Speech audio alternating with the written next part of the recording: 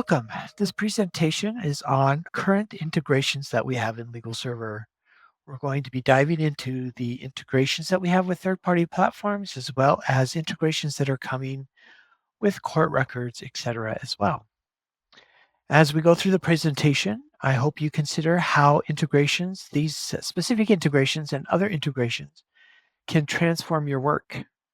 Imagine how having access to different types of records and the ability to connect with those platforms can help your efficiency and enhance your work as well. By the end of the presentation today, I hope that you are able to understand the integrations that are currently available in LegalServer, what you can expect from the tools going forward, and how to find detailed information about all the possibilities of the integrations that we have with LegalServer. The first integration that I want to talk about is our integration that we have with Twilio for short message service, otherwise known as SMS or text messaging. First, think about the daily back and forth that you can have with your clients. The SMS tool can streamline this process, making it more efficient and effective. In addition to the traditional text messaging, LegalServer also has other tools that can help make texting more efficient. For example, text messaging is integrated into our calendar reminders, into our surveys, our external forms, and many other options that you have, which allows you to better automate information gathering that you have with your clients. We also have an SMS autoresponder tool that can analyze incoming text messages and then reply with pre-formatted responses. This not only saves time, but ensures that clients receive timely information, and also prevents you from having to manually respond yourself. Next, let's talk about the SMS preset messaging tool that we have. This tool incorporates multiple languages. If you have multiple languages on your site, it is separate from the multiple language module, but it does integrate it if you have that there. This helps in order to be able to preset messages that you want to have sent out to clients and the ability to send them out in multiple languages as well. These integrations with the SMS tools, when configured correctly, can greatly enhance your client interactions as well as your overall service delivery. Another integration we have is single sign-on. This integration works with Google, Okta, and Microsoft Azure. It can be your key to greater control over access to LegalServer and reduce the administrative burden that you have as an administrator for maintaining passwords in LegalServer, etc. Single sign-on can increase security by having a single point of access and reduce the number of passwords and potential vulnerabilities that your users have. It can also enhance the ease of access. You don't have to remember, as mentioned, the multiple login credentials, allowing you to focus more on your work and less on logging in. It is important to note, however, that single sign-on does require some configuration and setup on your part. This means that you'll need to work with your IT team to ensure it's implemented correctly. We also have integrations with third-party storage software. These options are available through Google Drive, Dropbox, and Microsoft SharePoint. This allows you to seamlessly connect to those external storage solutions and manage your documents more effectively. It also allows you to store your documents in those environments as opposed to storing them directly in LegalServer. Like our text messaging integration, it does require configuration and setup, but taking the time to configure these settings can lead you to smoother operations and improve access to your documents. Also, using the third-party options can increase your efficiency by having a one place to go to for your documents if you have other documents other than just documents associated with your clients in LegalServer. It can also enhance your overall workflow with your clients and your other team members. The third type of integration that we have is document automation. We have integrations with several different document automation platforms. The first one is Gavel. We also integrate with DocAssemble and LawHelp Interactive. These integrations allow you to pull information from LegalServer and attach them to essentially a template that gets created through one of these other platforms without you having to retype the information. It will seamlessly transfer the information from LegalServer into them, prepare the document that you want to have documented, and then seamlessly send the document back to you in LegalServer. As long as you're collecting the information, you can add all of that information without ever having to add additional information into that software. However, you can also build it so that some information comes from LegalServer and other information gets input in that software itself. So you have a lot of flexibility on how those are created and how those run. But once it is configured, you essentially can seamlessly ensure that information goes from LegalServer into the document assemble software and that those documents then get created. As with our other integrations, of course, they do have some setup requirements that you would have to put together in order to be able to use that software. And so again, you may need to involve your IT team or some other one who is familiar with these types of integrations. We also have some integrations that just came out recently within the last few months. These are new tools that help make document management more efficient within LegalServer. You may recall that prior to these integrations, if you had documents stored in LegalServer, you would have to download that document in order to edit it and or view it. If you edited it, then you would have to re-upload the edited version, and you could either keep both versions or then delete the other version that you didn't want. Of note, these features are free, but they may need to be enabled on your site. So if you don't see them, you can send an email to support@legalserver.org to see if they can be enabled. They're also discussed on our help site, so you can go to help.legalserver.org, and that can have instructions on how to enable them if they're actually already available. One of the tools that I want to talk about that's just been pushed out to sites is Office for the Web. This integration allows you to access and edit documents stored in LegalServer seamlessly right from your browser. It does require that you have a Microsoft 365 license. But if you do have a license to that software for Microsoft on the web, then it is a great way to ensure that you can work on your documents without needing to have dedicated software installation, without needing to have to download it, open it up into Word, and then edit it and then re-upload it. In addition, we have a content viewer that's new and just recently pushed out. Prior to this, as mentioned, you would have to download the document, view it, and then you would be able to see what was in there. But now you can just click a button and review the document without having to download it.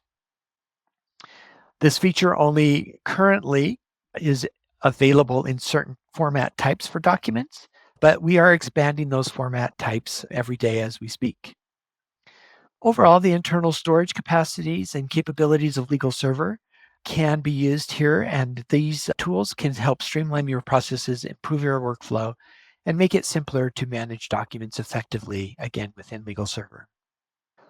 We want to explore some of the pros and cons of having a third-party document integration versus using the internal document storage and management that we have. We're going to do this by comparing Office for the Web with SharePoint. As you can see on the right-hand side, some of the main features are here on Office for the Web versus SharePoint. The ability to edit and create documents are available in Office for the Web as well as SharePoint. The main differences are going to be where those documents are stored. With Office for the Web, those documents are going to be stored in LegalServer, whereas with the SharePoint integration, those documents are going to be stored in SharePoint. Same is true with Google Drive or any other integration that you have there as well. We do not have the ability to work with Power Automate. If you do have the document in SharePoint, you can use Power Automate and other Microsoft applications with that document. Because that document is stored in LegalServer, you do not have that ability with Office for the Web. However, this is free and the other integration does cost money. Additionally, the other main difference is the history. If you want to have a good history of the changes that have happened in the system, SharePoint has the ability to have that history a lot more complete than the version history that is available in Office for the Web. So again, we don't control those features that are available in Office for the Web. Microsoft is oftentimes enhancing what is available in Office for the Web. And as those things are enhanced, those will be available in this integration. But right now, you're really limited to what is available in Office for the Web or Word for the Web as compared to what is available with SharePoint. As I mentioned earlier, we also have many groups that are now working on court record integrations. We're doing a lot of court record integrations with a lot of our different groups. Some of those that I wanted to highlight are with the Harris County Managed Assigned Council in Texas, where they are integrating with the information that they have from clerks and the clerk software where they can get information into LegalServer or from the clerk things without having to do that. There are some integrations now with courts, with New York as well as Pennsylvania, where you are able to get information from courts. We have a new automated intake system that allows you to get information from courts and then have that pre-filled in to get the intake and not have to re-enter all that information into LegalServer.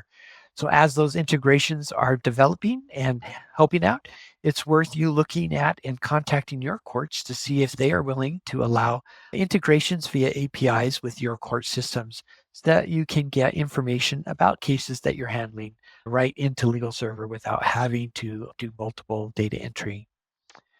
Also in New York, they are working with Defender data, so they are working on bringing in information with Defender data.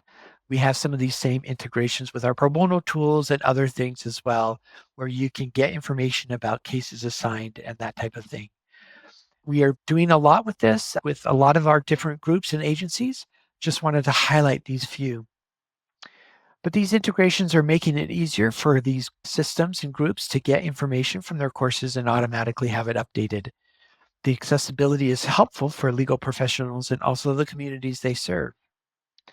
All these examples demonstrate a shared goal, and that is of making court records more accessible and to ensure transparency and improve legal outcomes. But those are built-in integrations. LegalServer also has APIs. And if you use our APIs and other integration tools, the sky really is the limit. As noted, LegalServer has greatly expanded the ability to access information in LegalServer via our APIs. For those of you who don't know, API stands for Application Programming Interface. These APIs allow you to get information out of LegalServer and add them to other software or vice versa to get information from another system and update the information or add the information into LegalServer.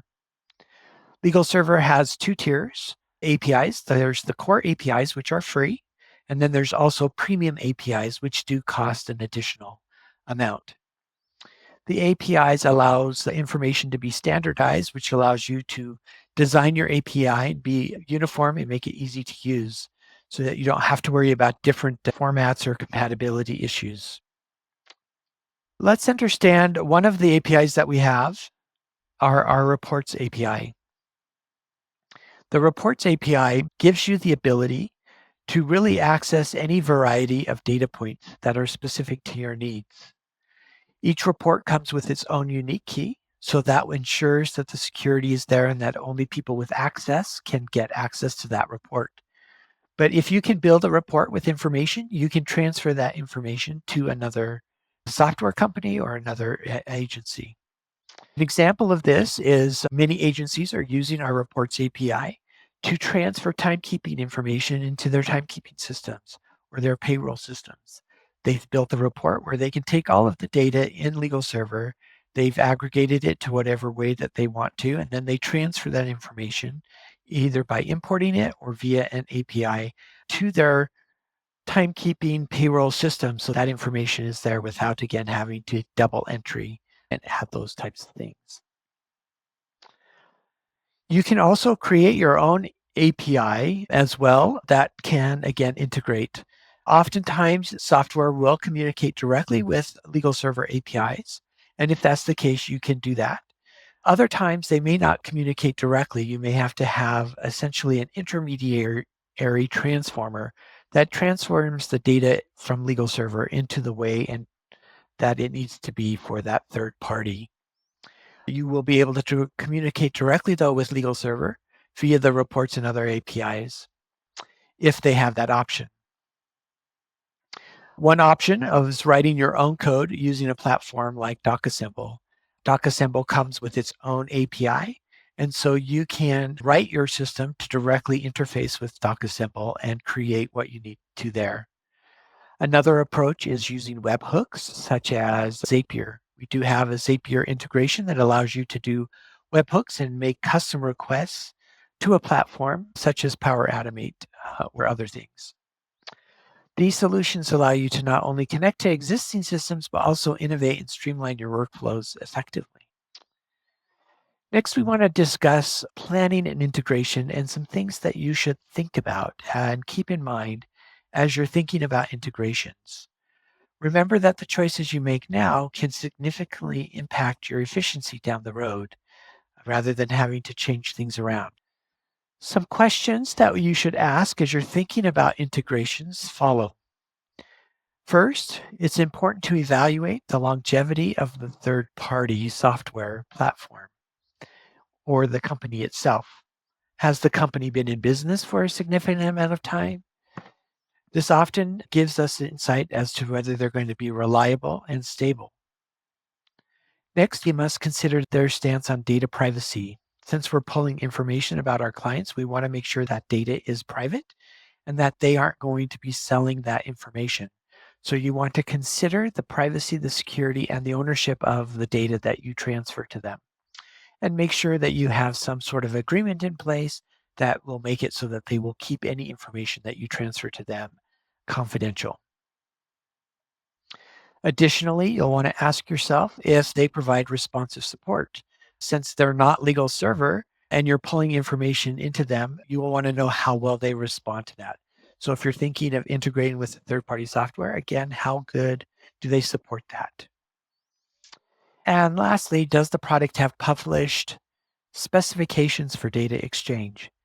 Making it clear API documentation makes it more easy for you to integrate and have a smooth integration with that software.